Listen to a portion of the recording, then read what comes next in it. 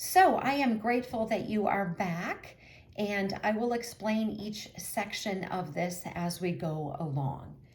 So let's get started. What do we know? We know from the scriptures that John the Baptist, his parents are Elizabeth and Zacharias. We know, of course, that Mary is Jesus's mother. We also know from the scriptures, I'm skipping all these passages just for time purposes, but we also know from the scriptures that Mary and Elizabeth are cousins, and we also know that there is a 6-month age difference between Jesus and John the Baptist. So, from the scriptures, we can figure out when John the Baptist was born. And so, the one thing is, because of what I'm going to show you, this is where the spring or the fall birth come into place when we look at the evidence that I'm going to give you. The rest of the evidence that I have, I think, solidifies the fall birth, but we haven't gotten to all of that yet. So what we're going to get to today, you'll see where people could make the case for the spring birth, but we haven't looked at all the evidence. So I just wanted to share that. So let's start here in Luke. This is the Gospel of Luke, chapter 1, verse 5. There was in the days of Herod, the king of Judea, a certain priest named Zacharias of the division of Abijah. His wife was the daughter of Aaron, and her name was Elizabeth.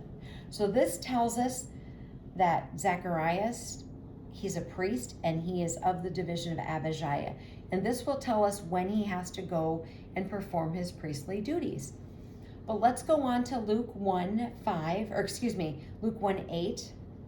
So it was that while he was serving as priest before God in the order of his division, according to the custom of the priesthood, his lot fell to burn incense when he went into the temple of the Lord. And the whole multitude of the people was praying outside at the hour of incense.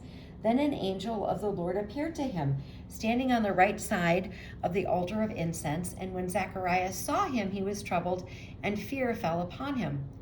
But the angel said to him, "Do not be afraid, Zacharias, for your prayer is heard, and your wife Elizabeth will bear you a son, and you shall call his name John." So this is telling us about when John the Baptist will be born. It's telling us that she's going to have a baby, you're going to name him John, and it tells us that this is while Zechariah was performing his priestly duties. Remember, he is of the division of Abijah. So when is that? Well, Chronicles will tell us. So we're going to go over there now to Chronicles in the Old Testament. This is 1 Chronicles 24. Now, before we look at the rest of this, I need to mention something. That according to Chronicles 24, there are 24 divisions, 24 weeks. So that doesn't make a year. And this is where, depending upon who you think is telling you accurately, when you understand they have to go twice, because 24 times 2 is 48, this is where people can do the math and think that John and Jesus, etc., with the difference in age, that Jesus would be born in the spring.